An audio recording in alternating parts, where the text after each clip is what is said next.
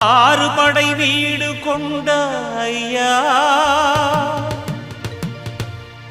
எம்மை ஆதரிக்க வேண்டும் முருகையா. ஏறுமயிலேறி குரமாதுடனே வேலெடுத்து வருவாய் துயர் களைவாய் முருகா. வெற்றிவேல் முருகனுக்கு, வீரவேல் முருகனுக்கு.